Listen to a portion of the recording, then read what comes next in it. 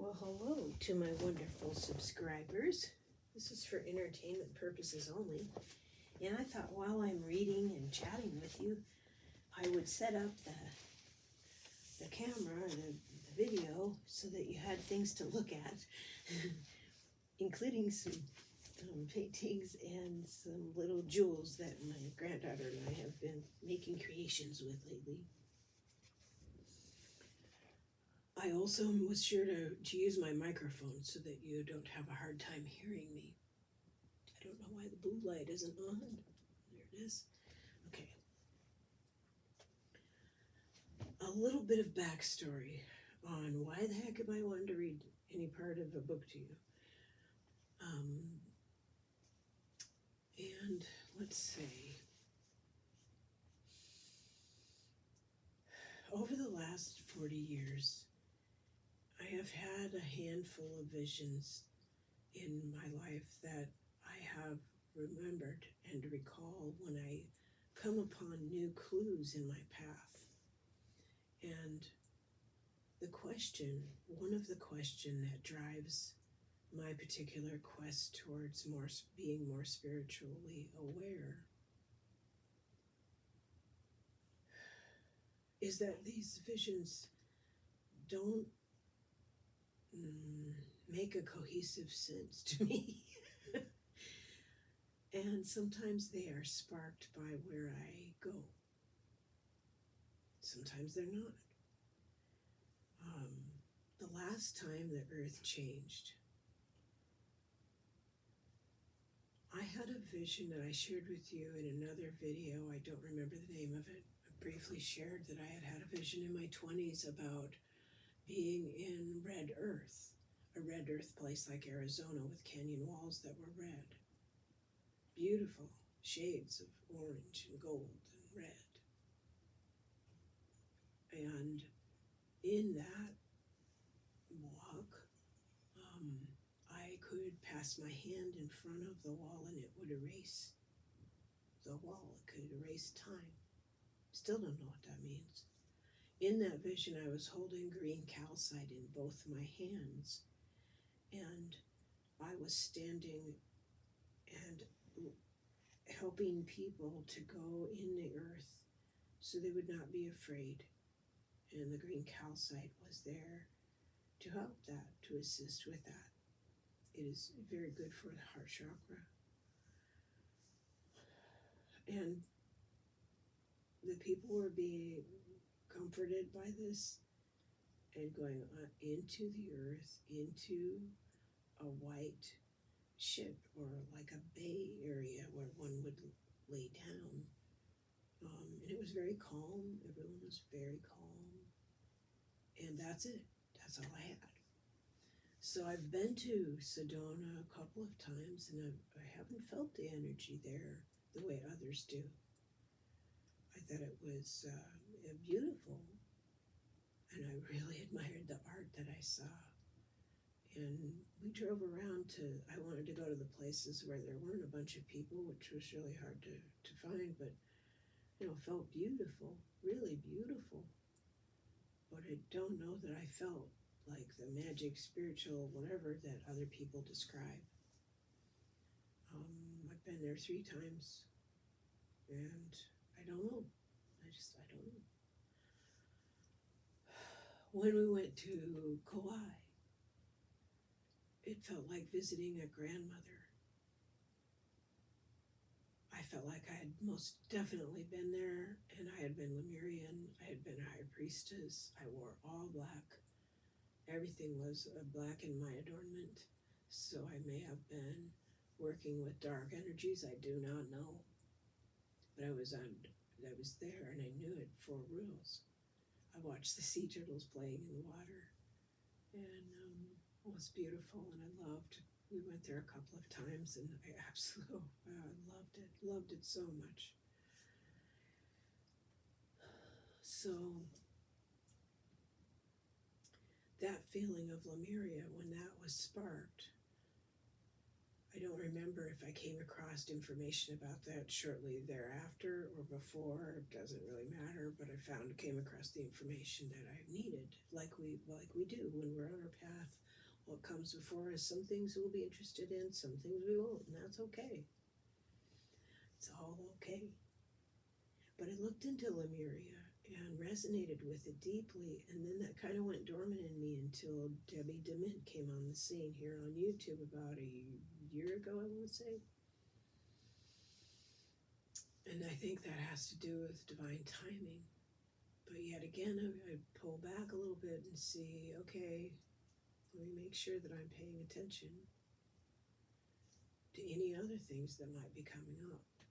Because I had felt like I had a bone to pick with the Atlanteans because I felt that they had misused power in some way. I don't know what they did, but they misused power in some way, and it just effed the whole thing up. And I resented that greatly because in Lemuria, I believe it was a time of great peace. We were doing good work living with the planet, a living, breathing in communication with the realms, the planet, the natural world, the elementals, the very stones of the earth. And who would want that to be disrupted? You know, that kind of feeling. So I'd come across these papers. Paul, actually, my husband, had come across the papers, and he said, "Hey, love, do you still want these?" And I'm like, "Oh, heck yeah, I've been looking for those for a long time." And within it, it described Lemuria, which I'm like, "Oh my goodness, I gotta share this." So I get a hold of Bob, the author, Bob Frissell. I get a hold of him online and I ask him, "Hey, can I please share this information? I'm not making money off it. Here's my YouTube channel. You can check me out if you like. I just want to share the information." And he wrote back promptly, like I shared with you, I think, and said, "Of course, just make sure you have the most recent volume because it has 10 more chapters," which boggled my mind. So I read it, and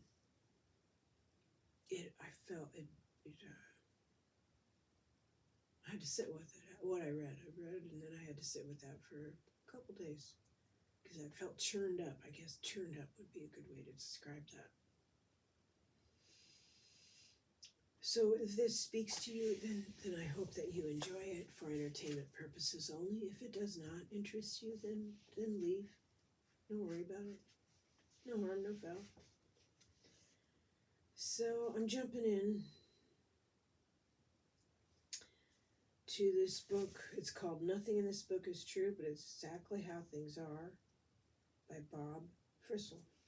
It's been out a long time. On page 70, at the very top, it says Earth History. Now, first let me preface that with saying there are many dimensions. We are in all of them. Our attention at this specific point in history is kind of bobbling back between 3rd, 5th, 7th, 9th, 11th, 4th, 5th, 7th, 11th, 9th. I mean, we're bouncing all over the place because we're ascending. We're not doing this. I mean, Mother is doing this, and we're going with her. Remember, please, that she is the gem of the solar system, the youngest planet, doing something that has never been done before, becoming consciously aware on a planetary level. She is a beautiful diamond-like gem, and we are here to assist and do this with her. That is our role here. Don't think it matters if you've been here once or a million times, if you've been here since the very beginning, or you just came now. Blessings to all of us. Let's hope we do a good job by being grounded and allowing more source to pass through us in every way, shape, and form that is for our highest good. So anyway, okay.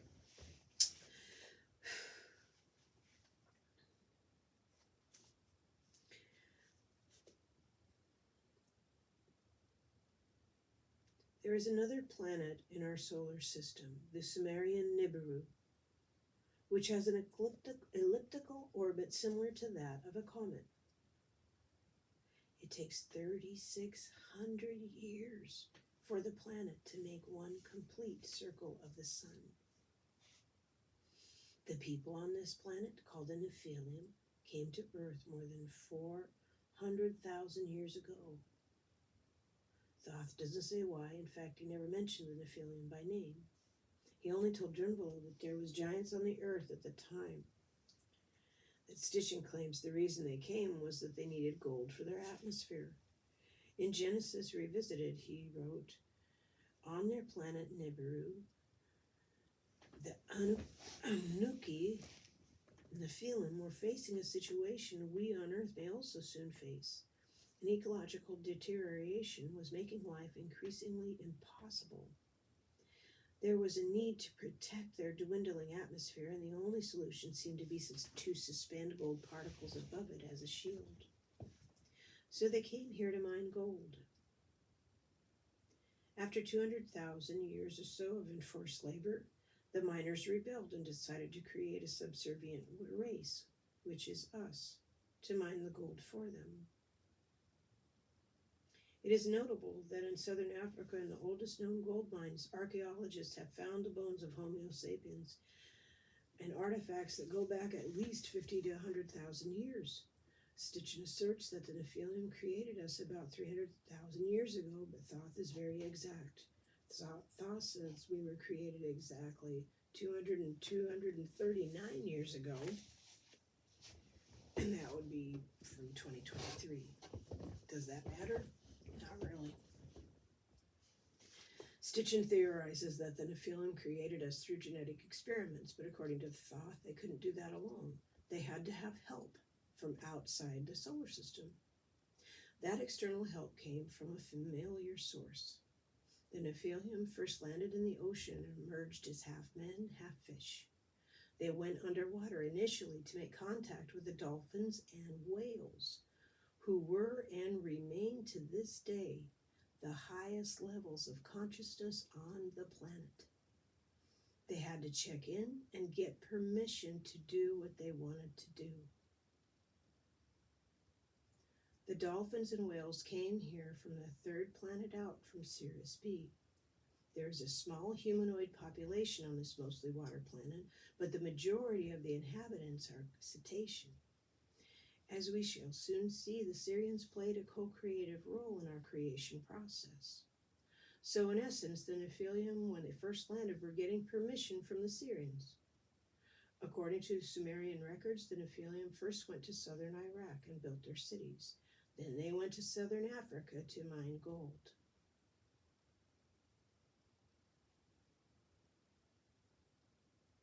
I think the reason this is me talking, not the book. I used to speak with a dear friend and an elder from a nearby tribe. He's walked on now. But we talked so long and so often and so much about this material, because in the 90s, I think I described this a little bit to you earlier, we had come across bootleg tapes and we listened to Drunvalo Melchizedek's tapes. And we compared what he said with what we knew of native stories. In particular, that whales hold the consciousness for human beings to give birth. Without their medicine, that would not be possible. And in my dreamings many years ago, I would visit planets that were the buffalo people, the bear people, different peoples, different animals, we would call them here, are star nation beings. They come from the stars. They are benevolently sharing their medicines with us for what we are doing here. So we have great love and respect for their medicine. We do not brag about medicines. They are taking pity on us and helping us. And we try to learn from them to this day, all of the different animals that are here, because they fulfill their purpose. By being here and holding that frequency, they are fulfilling their purpose. We humans are the ones muddling about, trying to figure out what our purpose is. As we align with Mother and ground ourselves with her energy as we live in our hearts and behave like decent human beings, acknowledging a power greater than ourselves, Source, and inviting and allowing that energy to move through us, then we move towards fulfilling our purpose. So, okay. So as I came across this material, it was sparking other stories that I knew about the earth and her medicines, and that I found that exciting to me because that feels like another clue I can put together. And the gold,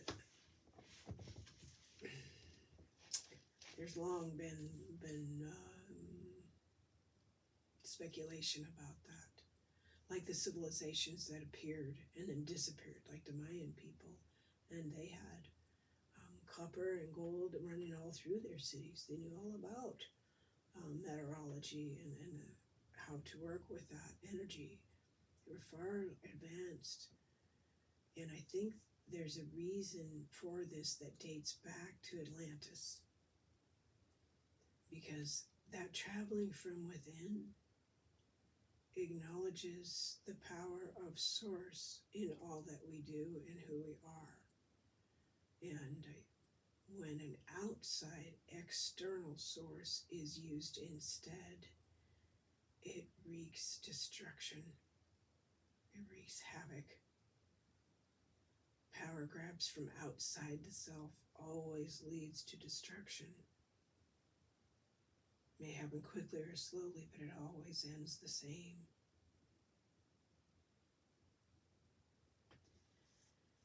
So this got my attention. The Sumerian records are, this back to the book. The Sumerian records are round clay tablets that came out of the ancient Sumerian cities, the cities mentioned in the Bible. These records, discovered only in the last century, are the oldest sources of information, bar none, on the planet. Stitchin is one person who has the ability to interpret these records. Again, Thoth said that the giants said that they became our mother. He said that 7 of these beings dropped their bodies and formed spheres of consciousness. They merged into the seed of life and created an ovum. When 7 beings link together geometrically in this way to form the seed of life, a flame appears, 4 feet tall and of bluish-white light. It is cool, but looks like a flame. This was then set in the halls of Amente. The halls of Amente is a very ancient place, built more than 5.5 million years ago. No one knows how old the halls of Amente really are, or who erected them, because of that event 5.5 million years ago that broke the Akashic records of the planet. Remember, even though history on the planet goes back 500 million years, we have access only to the last 5.5 million years. The halls of Amente is actually a dimensional warp in space, resembling a womb. There is only one way in, but once you get there, it is like being in infinite space. Such a warp sits always one-dimensional overtone higher than the vibrational level of the Earth. It is located usually 440,000 miles out in space. But during the era of Atlantis, it was on the surface of the Earth. Now, it is 1,000 miles inside the Earth. Simultaneous preparation for this creation or transemination was being made on Sirius B, or more precisely, the third planet out from Sirius B. 16 males and 16 females who comprised a married family there traveled to Earth from Sirius B and went directly to the flame in the halls of Mente. They lay down and merged with the flame. Their conception period here was 2,000 years. These two separate races were involved in our creation, one from Nibiru and one from Sirius. Thoth said that we were originally placed on an island off the coast of southwestern Africa called Gondwanaland, and that we were placed there primarily so we could not leave. We were there 50,000 to 70,000 years. From there, we were brought to southern Africa. Interestingly enough, African creation stories all agree on one piece of information. They all say that people came from an island off the southwestern coast of Africa called Gondwanaland. According to Stitchin's interpretation of the Sumerian texts in the 12th planet, after the Nephilim created us to work in the gold mines of Africa, some of us were brought to Mesopotamia to help in the gardens in Edin. The so-called gods loved us because, after all, we were made in their own image. But in the garden of Edin, where the Nephilim had their orchards, we were told not to eat the fruit of a certain tree called the tree of knowledge of good and evil. The records specifically mention Adam and Eve by name, and they disobeyed. Eating this fruit and gaining its knowledge was significant because, in addition to giving us planetary consciousness, it also gave us the ability to reproduce sexually. Up until this point, we were hybrids, a cross between two different species, and we were incapable of reproduction. Stitchin interprets the Sumerian text as saying that the modern humans are a cross between the Nephilim and Homo erectus, the predecessor of Homo sapiens. It is through Thoth that we get to the additional information about the role of the beings from Sirius. Not surprisingly, the Nephilim did not want us reproducing. They wanted to maintain control of their own experiment. I am interrupting with my own thoughts. There is a Hopi man that we listen to speak, my friend and I, when listen to him speak many times. Robert Morningsky is a Hopi man, and he spoke of this experiment. So this story is in the native stories as well, which brings it more credence in my mind, because I have something to compare it to. That may, if it resonates with you, awesome. If it doesn't, leave it. Don't worry about it, because we also have, in another layer, we have like I was created for Earth by the Arcturians and Pleiadians in a lab to be brought here to be on Earth, and I believe I have been here since the beginning. So, as we hear this, allow the information, if it is beneficial and fits with you, let it just softly filter through your system. Ask your own guides, angels, and ancestors, your teams, to help you in the way that is best for you, period, always. Okay, so back to the book.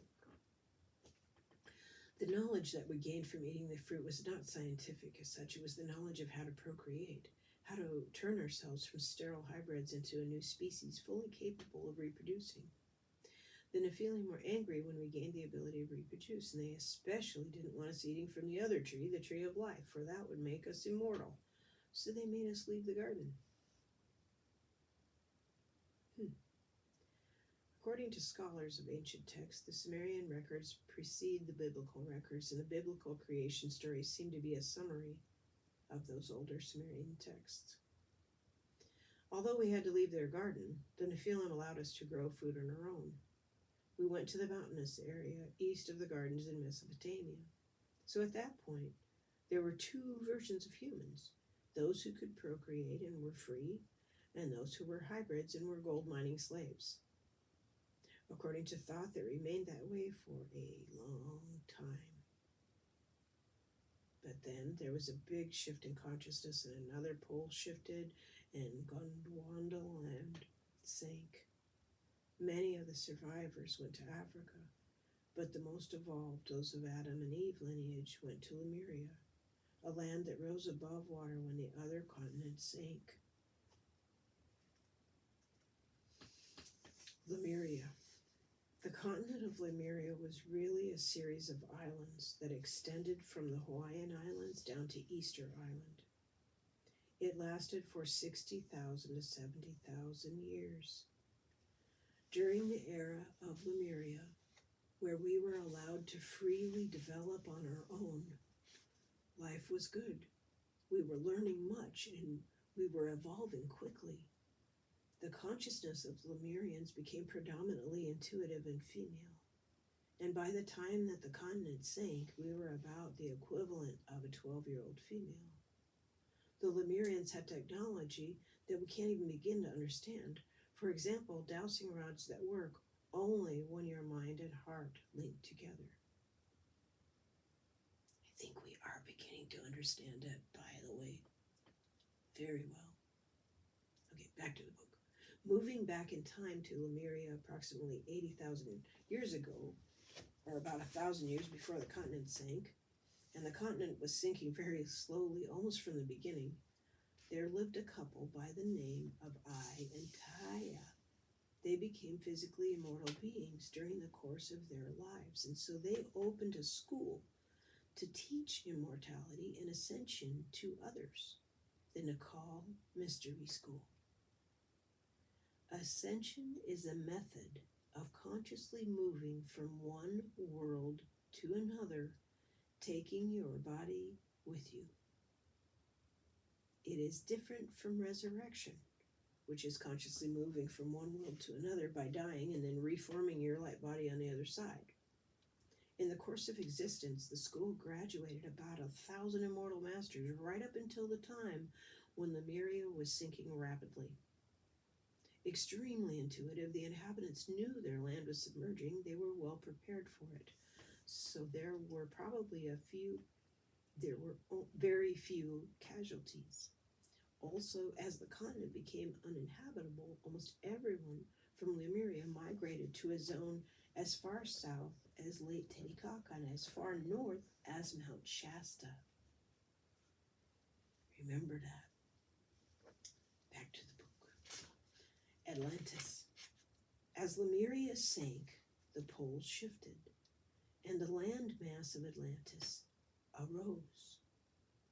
The 1,000 or so immortal masters of the Nakal Mystery School of Lemuria went to Atlantis, specifically to one of its 10 islands to the north called Unal.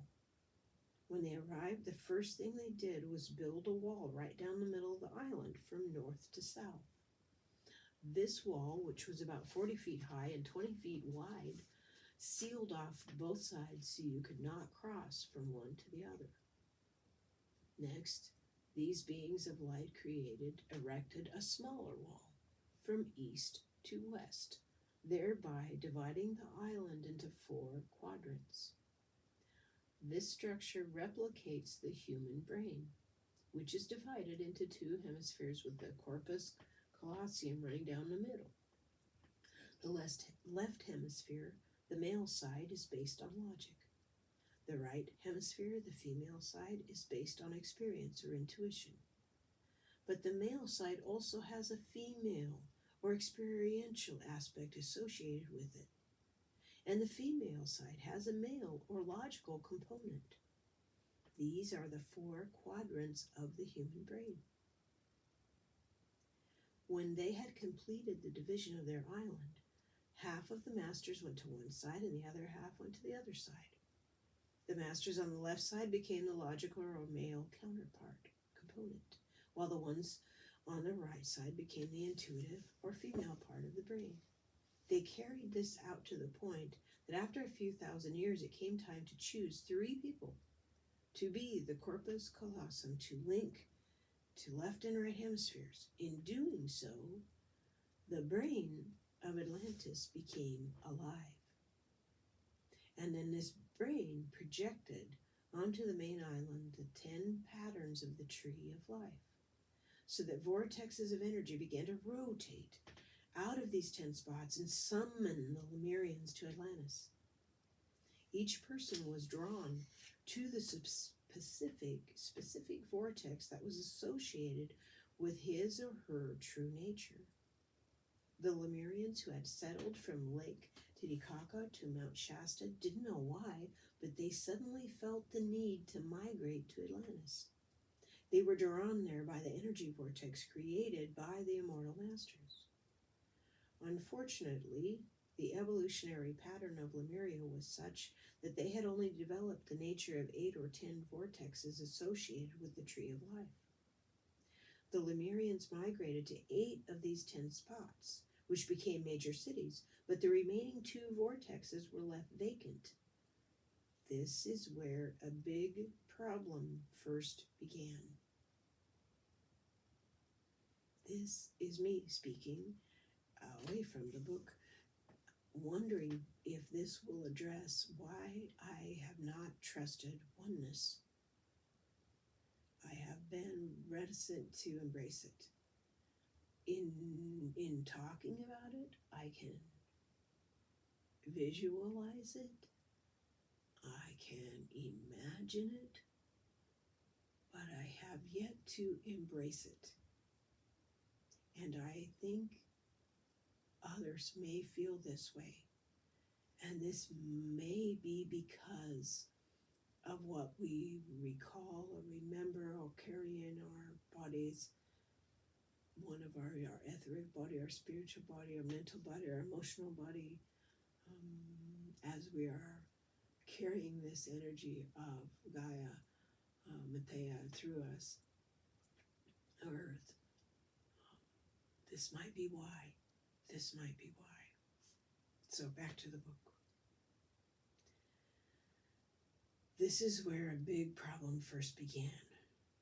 The vacant energy vortexes ended up pulling in 2 extraterrestrial races that then joined with our human consciousness and became part of our evolutionary pattern.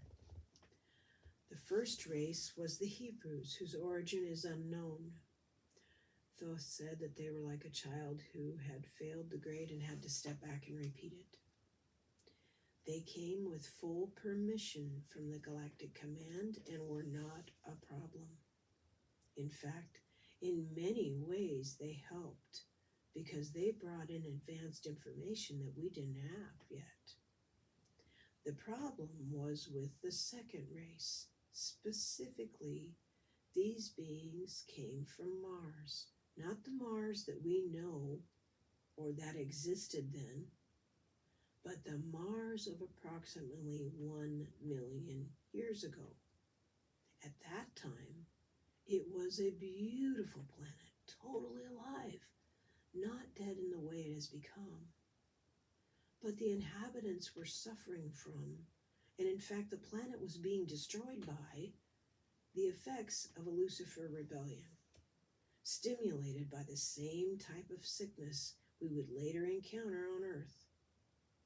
But the Martian problem was not created by Lucifer himself, rather from a similar type of character.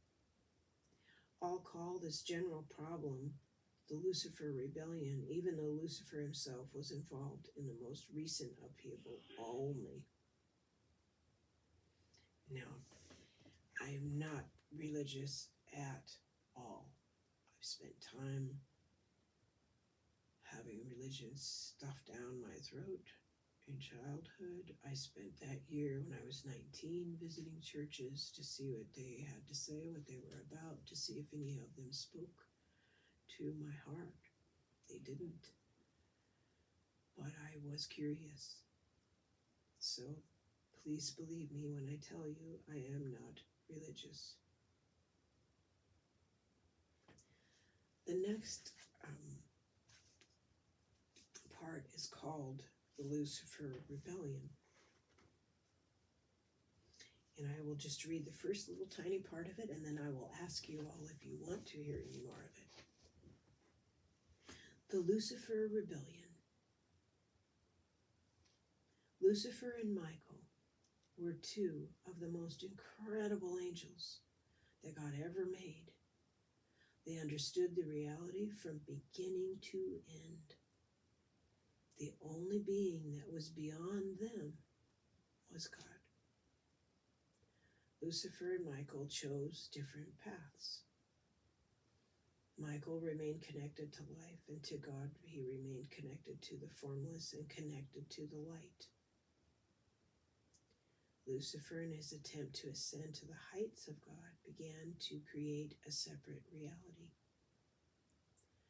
He created an external Merkaba, a synthetic field that was a space-time interdimensional vehicle and was able to move through all space, time, and dimensions. This is what we call a craft or flying saucer. He was the originator of all this.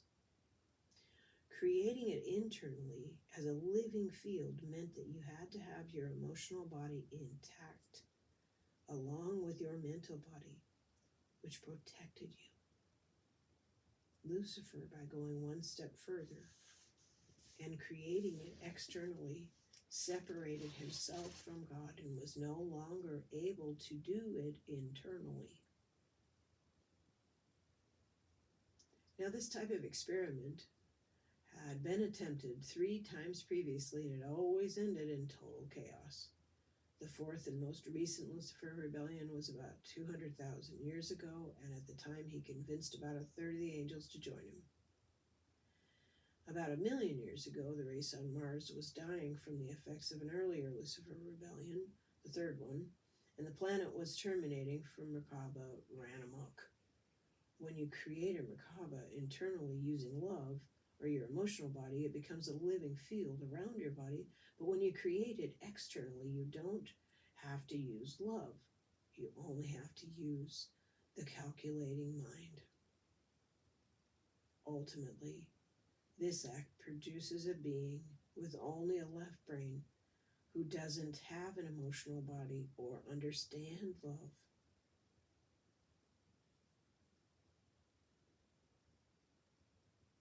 Another effect of creating the Merkaba externally is that the act itself is generative of duality. It then becomes increasingly difficult to perceive the one spirit that moves through everything. So we see good and evil, and even though the one spirit is still present in an externally created world, it is incredibly difficult to discern. When the Martians came to Atlantis, they imported the effects of the Lucifer rebellion right along with them.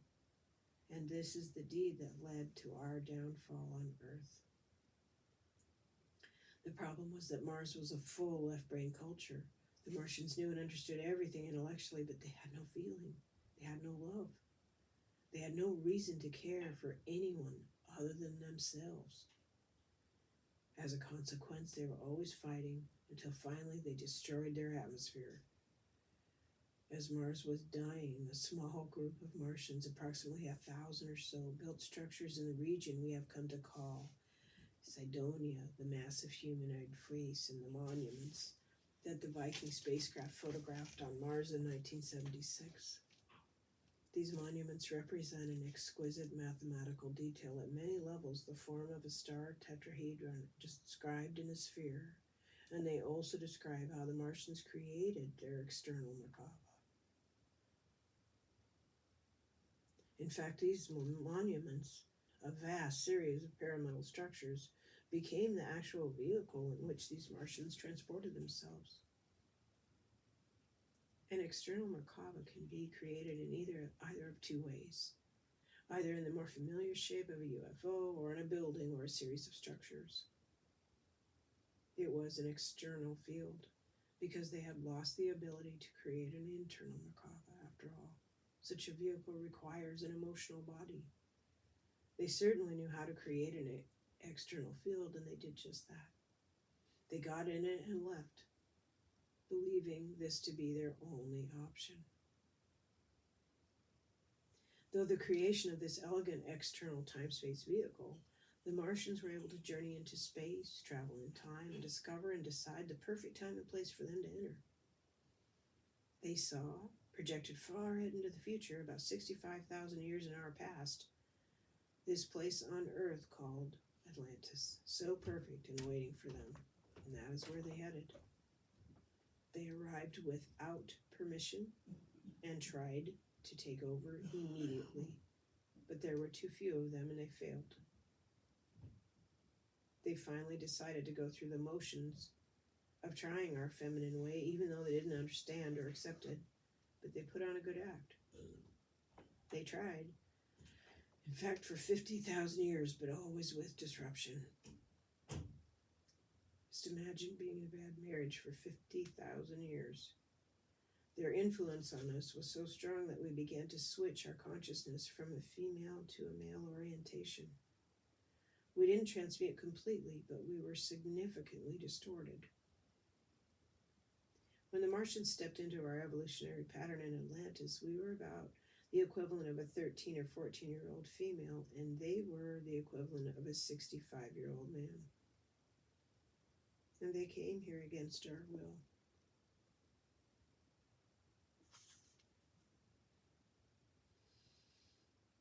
Even though there were always conflicts, things progressed fairly smoothly until about 16,000 years ago. At this time, a comet hit planet Earth where Charleston, South Carolina is today. Remnants of the molten stone scattered over an area the size of 4 states, making huge impacts. The Atlanteans were an extremely advanced culture at that time, so they knew the comet was coming. In fact, they had the technology to blow it out of the sky. The Martians advocated using that machinery to destroy the intruder, even though they had a very strong influence on us. Our female orientation was still strong enough for us to say no. So the Atlanteans watched the comet hit, and guess what? Most of the damage occurred right in the area where the Martians were staying. In addition to many deaths, most of that area totally sank. For the remaining Martians, that was the last straw. They decided from that time on they could not follow our lead anymore and would go their own way. What they did was to assemble another Luciferian experiment, just like the one carried out 1 million years ago on Mars, that resulted in the external vehicle. They still did not have the requisite emotional body and love necessary to create counter-rotating fields and as a living entity, for they had done nothing to nurture that aspect of themselves on Earth. They had, or at least they thought they had, the ability to reinvent the Merkaba externally. In so attempting to create it, they intensified the pathology of the Lucifer rebellion on Earth, and they also failed miserably. The experiment lurched out of control and began to rip open dimensional levels, causing spirits who were not meant to be here, spirits who had been consigned to other dimensional worlds, to come in by the millions. This blew the lid off things. The place just got crazy. The Ascended Masters helped a great deal by sealing up most of the dimensional tear as quickly as they could. But with millions of these disembodied beings already present, every Atlantean had anywhere from 20 to 100 spirits in his or her body. Things in Atlantis got much worse than they are here now. This failed experiment happened about 16,000 years ago, and for the next 4,000 years, matters just kept worsening.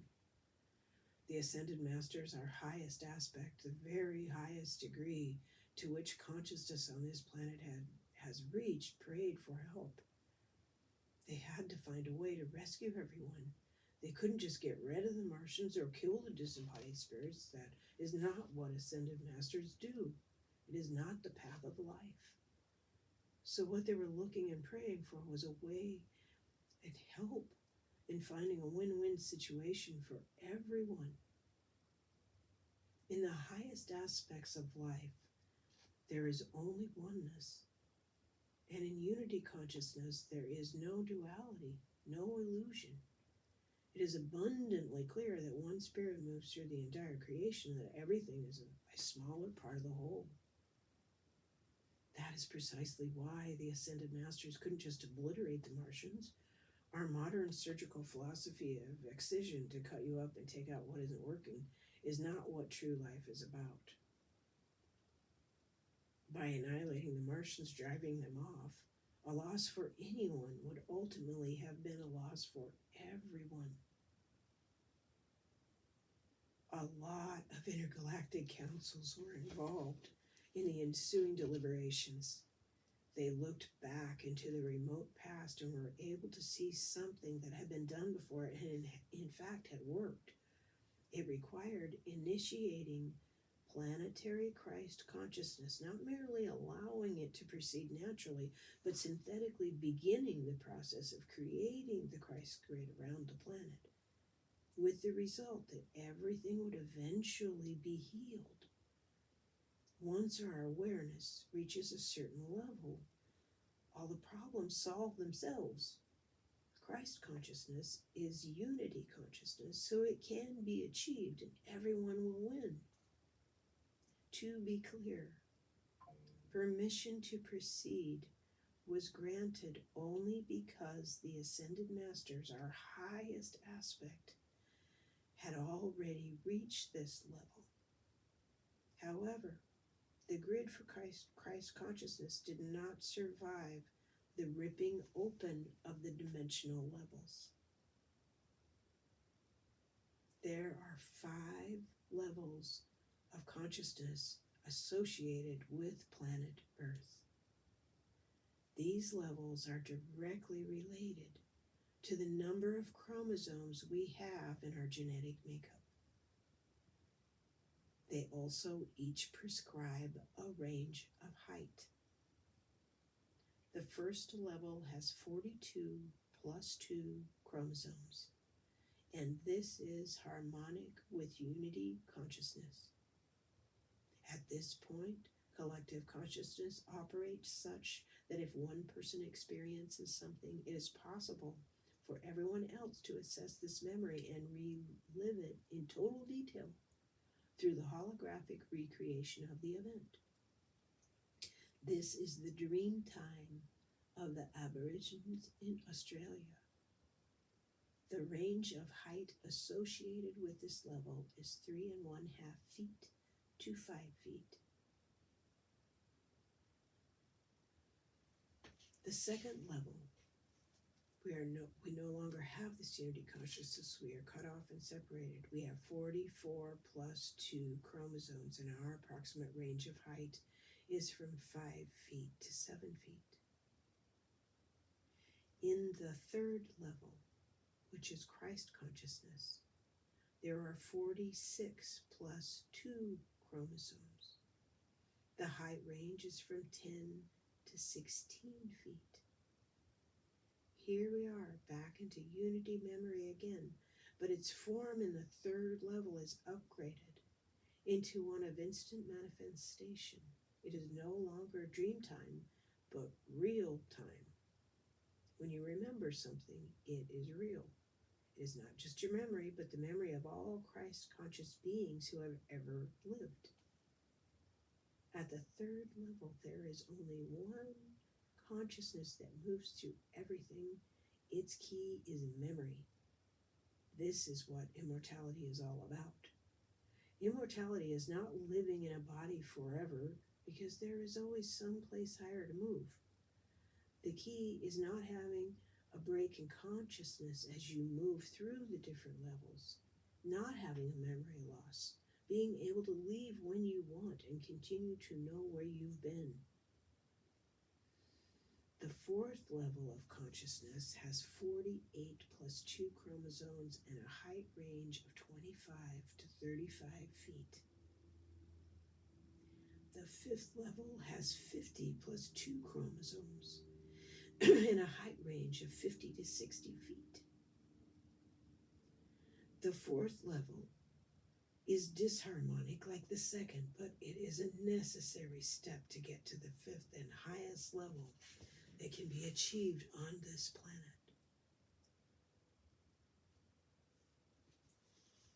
So the goal is unity consciousness. I think the height thing is interesting because it may help us identify beings that we become aware of as our awareness grows, so that we won't be frightened. That's really good to know. Because I have heard others speak of I have not seen it, but I've heard others speak of their awarenesses of seeing beings that were gigantically humongous. One vision that I had when I was young was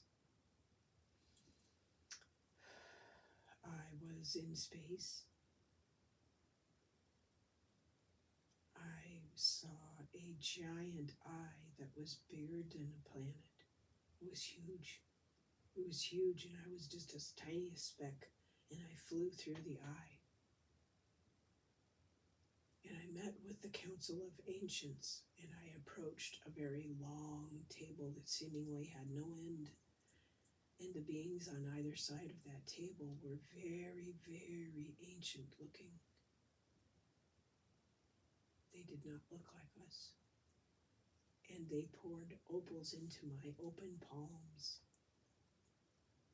And there was an eagle there. And as those opals went through my palms, they turned into garnets. That was almost 40 years ago. That's one of my clues. So when I came across this information, it linked enough with older stories. It linked with misconceptions that I've seen in other religions. There's a religion that believes 144,000 people will go to Creator. So I'm like, oh, I recognize that. I remember that seed in my life. I remember hearing that. So it's a matter of pulling things from your own knowings, from your own dreamings or visions, and hearing clues and like putting those together. And this may be a clue, this entire book may be a clue for me to understand oneness, because I've recently wondered if maybe I was originally a part of the earth literally, like maybe with the stone people or the elementals or the actual minerals and elements in the earth. And when consciousness broke like that, did we all just splinter into bazillion pieces, and here we are? That's why there's so many of us on planet now, resonating together, finding one another in this YouTube community, for instance. Again, for entertainment purposes only.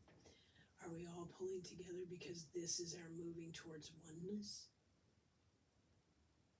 Like resonating with like, under protection and groundedness and intent for the highest good of all? I wonder about that. I think these might be clues, and I'm very much looking forward to your feedback to see if this is interesting to you. If it's just interesting to me, that's okay. I don't mind. So let me know what you think, and thank you so much for spending this time with me this morning. I really appreciate it. A lot to think about, huh? So as you do think about this today, I encourage you to spend some time outside. If you have tuning forks, play them. If you have sage, burn it. If you have a candle, please light it. And ask your own ancestors, angels, and guides, what is, if anything, is there anything in this that may be of use to you to help you remember your rememberings? So anyways, thank you so much. Bye for now. Talk to you soon.